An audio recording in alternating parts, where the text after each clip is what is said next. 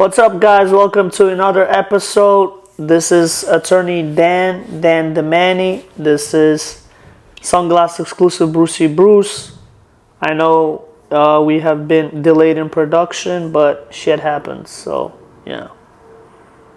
This was the anticipated return of our wonderful episode. Wow, that was just poor on my part. The wording didn't come out properly. It's because of this new NASA shirt. The highly anticipated return of the two guys on the couch. There we go. That's so much better. I like that a lot more.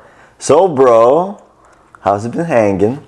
How have you been doing? It's been amazing. You've been missed by the viewers. Everyone's asking me all the time, everywhere I go, at the gym, outside. Damn. I thought you were missing Nelly. I think Nelly was getting a lot of props from the last episode she was in, bro. She was, and she's gonna come back, but actually, she was the last one, right? Yeah. She was the last one. She was the last one before this. Yeah, she was. We haven't done one. It's been like a month. More than a month. Thank you, Danny.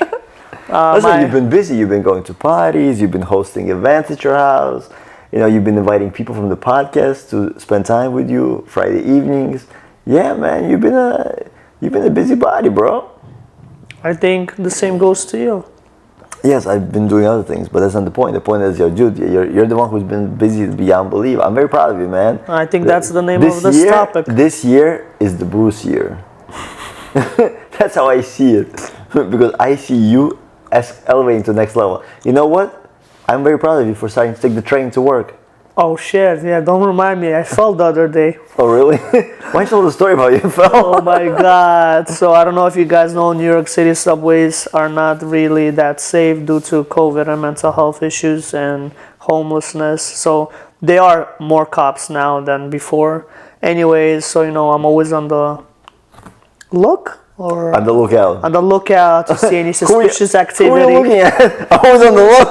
All right. Well, I do know that a lot of interesting individuals run the train. Yes, run the train. Crooks, I guess. But no. So anyways, I was on the lookout, watching out, because, the MTA slogan, if you see a suspicious... What?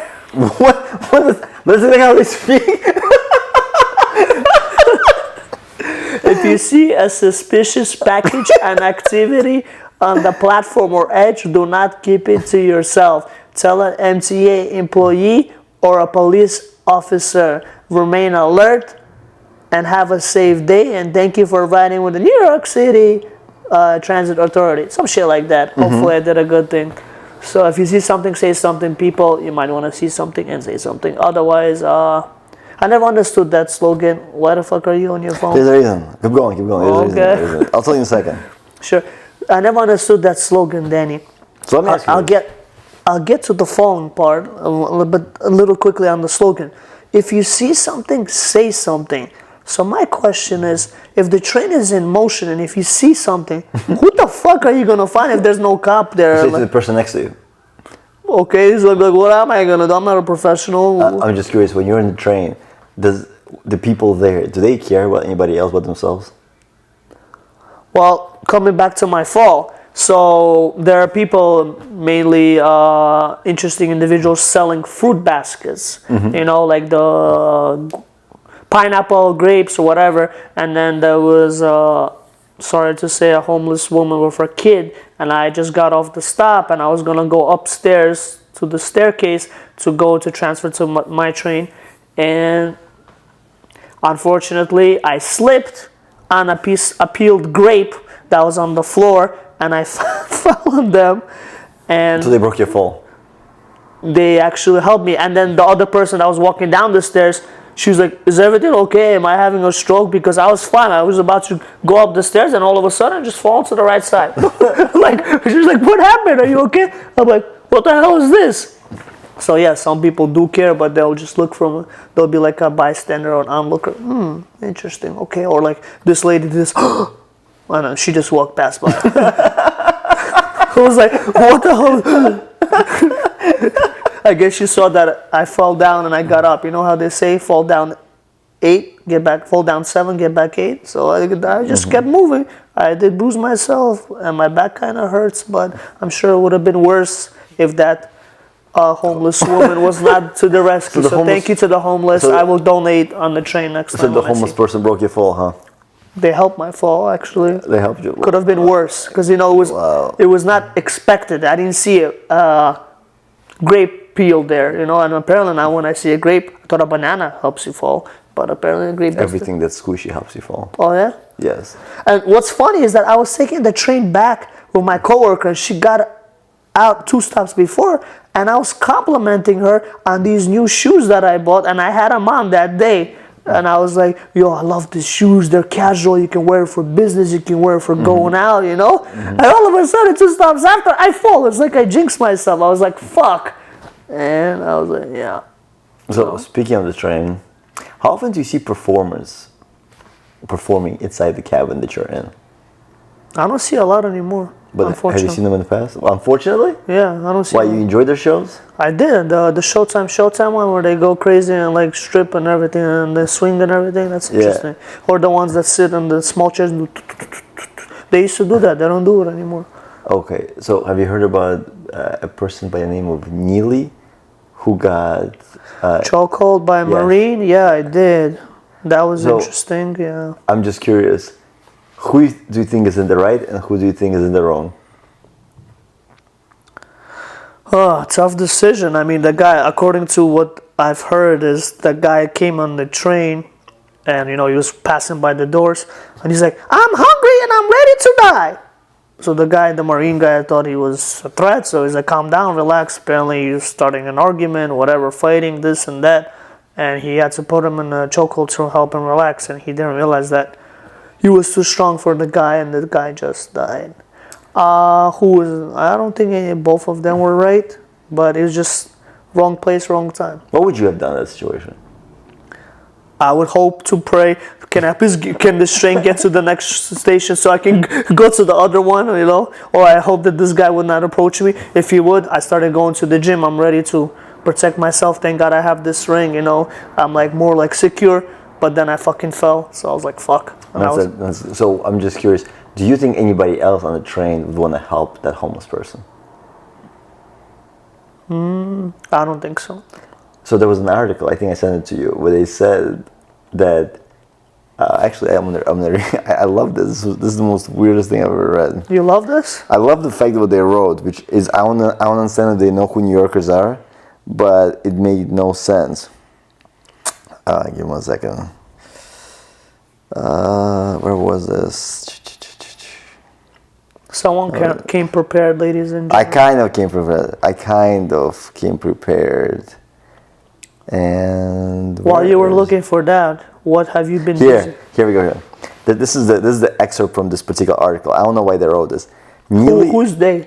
I forgot which. It's probably New York Times. Neely was 30 when he died. He had a lengthy criminal record for offenses including assault and disorderly conduct, and allegedly was threatening people on the train that day, witnesses have said.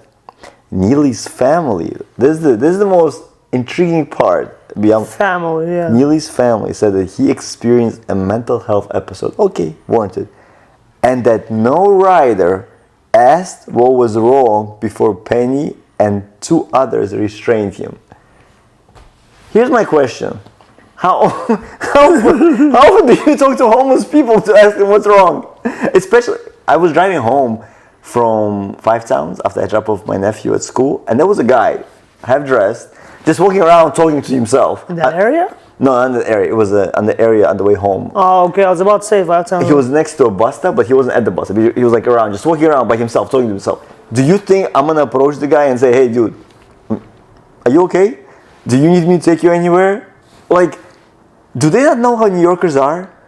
The reason they have to tell us if you see something, say something, is because when we see something, we just avert it, right? And we just keep moving. Yeah, as long as don't come by me, don't bother me. If you don't bother me, I'm not gonna. I really whoever wrote this article. They don't know who New Yorkers are.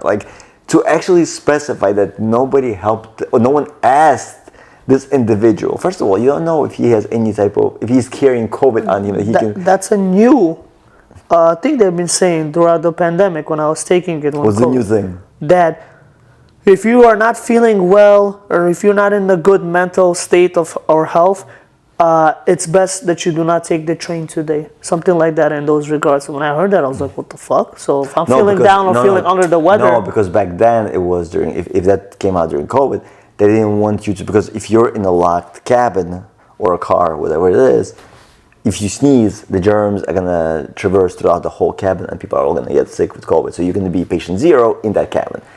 It doesn't apply as much now because, first of all, there is medications to relieve symptoms of COVID, and also in general it's no longer a disease, an illness that you can get that you're going to die from. It's curable, it's curable, really? Yeah, they give you the medications in order to prevent it. I mean, in order to relieve the symptoms and get you back to feeling good, and they also can give you a shot so that you can kind of prevent the previous one. My point is, in New York, as far as I know, as far as I've been living here for 30 plus years, nobody will ever approach a person who is going berserk and ask him, are you feeling okay? And the reason is, it's a very simple answer. When people are in that state, you don't know what they can do. And even you trying to talk, you might be talking to them and you might be trying to sympathize with them and you might be trying to connect with them. But they are not understanding what's going on, and they're probably, oh my god, he's gonna restrain me, oh my god, and they're gonna start fighting with you. Like, you've seen those videos where a guy naked just walks into the gym and starts beating people up just because, oh yeah, I gotta send it to you. Like, people, really? Yeah, people do crazy stuff. Just was that a prank? No, it wasn't a prank. I think the guy, it was on the news. It was in Miami. I think the guy was just maybe hyped up on some drugs or whatever. Oh, I think I heard that. Yeah, this was not recent though. It was recent. It was recent. It was like a year ago. No, but it's like people do stupid stuff. And at the same time, mental illness, there is no rational thought behind it. The person, when they have mental illness, if you approach them and they see you as a threat, they're gonna start beating the crap out of you. So, and the other thing I was gonna mention, there's a thing called in New York called Good Samaritan law. The Good Samaritan law says this, that if you help anybody out and you leave them in a worse condition than you found them, you are liable for the difference in the condition that you found them. Yes. And therefore, in New York, it's better not to help anybody out. Unless you're a nurse or any one of those practitioners, then you kind of, if you do help them out, they're not going to hold that high negligence standard towards you. But a regular person who helps out, if you leave them in a worse place, if you leave them in a worse condition than you found them, you're liable for the damages. So therefore, it's best not to, unless they're family, you don't help them out. So therefore, to ask that question, to actually pose that question that no one we're all trying to survive in this crazy mash pit of people. I'm not going to add on to my issues by asking people who might not, they haven't specified. He had a mental episode. Which means that if I were to ask him questions, he might have like jumped on me or whatever it is, or any other person. No, that's you assuming. He could have been like, thank you so much. Yes, true, I am. But you never know. You know, when you go to a psychiatric ward, a lot of people are wearing straight jackets, and also they have lots of orderlies who continue. No, I don't know, because I haven't been there, and I never go there. But yeah. But I mean, I am very proud of you for taking the train. But at the same time, we're New Yorkers. We go in there, we're like, okay, I just need to get to my area, and then I'm out. No, I stand firm, and I'm like, yeah, you want to approach me? You don't mess with me, bro. So actually, it's a good question. We should ask all of our viewers. By the way, congratulations, you hit 200. Oh yeah, 203, baby. Oh damn! We should ask all of the followers of this podcast, whoever watch, what would you do in this scenario? Would you ask the person, or do you believe Penny, the one who actually put him in a chokehold, did the right thing to restrain him? Now, mind you, he did the wrong thing by restraining him for a little bit too long, because he did inadvertently cause the end of this individual's life. But do you think the actions he took, if he didn't kind of end his life and just restrained him for a little bit and not let him go, it would have been okay? Or do you think people should have asked him to find out what his issues were, how they could help him to resolve it, what they could do to help him feel better that day? Well, he already said what you can do. He said, I'm hungry and I'm ready to die. Yeah, so he wanted food. Give the guy food and he's not ready to die. Yeah, here's the thing. Sometimes you give them a finger, they take the whole hand. Well, beggars can be choosers, right? Correct. But in this case, we pay taxes so that people who are experiencing those type of debilitating conditions are taken care of by the city. That's why we pay taxes. We pay taxes so the police protect us. We pay taxes so that there's lights on the street. But this is the guy who was a Marine, so he knew he was like protecting people. I know, but you're not listening to me. There should be no homeless on the street. You mean on the train? No. On the streets, there should be no homeless people because our taxes are meant to help the city pay for whatever areas they need to be and to get fixed and moved on back into working functional communities. Tell that to our mayor. The mayor, he's shipping them all up to Long Island. That's what he's doing. He's like, okay, we're going to ship to Long Island. That's all we're doing. Long Island. And Long Island's fighting back. Like, no, that's not happening. Yeah. Keep them back in New York City. Like, no. I think they wanted to put them, from what I read, in a very lavish hotel in Long Island. And the judge in Long Island issued a stay order saying not to do that. Again, the fight between New York City and Long Island. No. What's going on is the mindset is out of sight, out of mind. I'm gonna take all these people from somewhere else. Not my problem. Yeah. And they're like, no. We know what's gonna happen. Keep them there. It's not our problem. It's not our concern. You need to figure this out. The same thing as with the rats. The whole city is infested with the rats. Have you? Yeah. They hired a guy who's the rat king, whatever it is, and he's supposed to kill them. He's like, he's making like 120 grand a year, 130 grand a year. And his job was to get rid of all the rats. All the rats came here because, first of all, during COVID, garbage wasn't picked up. You remember that? For how long garbage wasn't getting picked up? And the rats just decided. It was suspended for like a year or something. Yeah. It was insane. So now they had plenty of time to continuously grow up. For some reason, I am having problems summoning the proper word. Must be the sushi that you ate prior. I don't know about the sushi. They continuously procreate, and they increase their numbers. And mice procreate relatively quickly. If you don't stop them, and it's like I still see them at night. Nothing has happened. They haven't done anything yet. It's still being worked on. But in any case, I'm just curious. What do you guys think of the city overall? Do you guys think New York City is the best place to live? Or it's a place that could use a few enhancements? Revamps and stuff, yeah. A lot of stores and buildings are for rent nowadays. So, especially in the city, but everything's trying to go back to pre-COVID, and that ain't gonna happen. And the train, I see multiple people wearing masks still, and then I question myself. Do they know something I don't know? Mm-hmm. Like the other day, and we'll end on this, I was walking into my job, and it slowed the elevators, and 2 elevators opened up at the same time. And I was going to go to this one, and then I turned around, I checked it down, and I kept making a decision, this one or down, this one down. Then I finally made the decision to go to this one, and the guy inside the elevator was like, you got me scared for a second there. I thought you knew something that I don't know. You kept like moving your head, moving which one, then you decided to come. Do you know something about this one or that one? I'm like, yeah, I thought that one wasn't safe. Wow. All right, guys. So New Yorkers are crazy. On that note, thank you for tuning in. If you watched till the end, thank you very much. If you haven't watched till the end, next time watch till the end so you can hear this particular part of the video. In any case, like, share. Yes, like, share, and subscribe as per usual. Tune in next week. We're gonna have another one, which is gonna be just as exciting. We're gonna have more topics. We're gonna have more guest stars. We're gonna have more conversations which are insightful, profound, poignant, and which make people think about different aspects of different parts of their life. Peace out. Peace. Love you all. Peace out.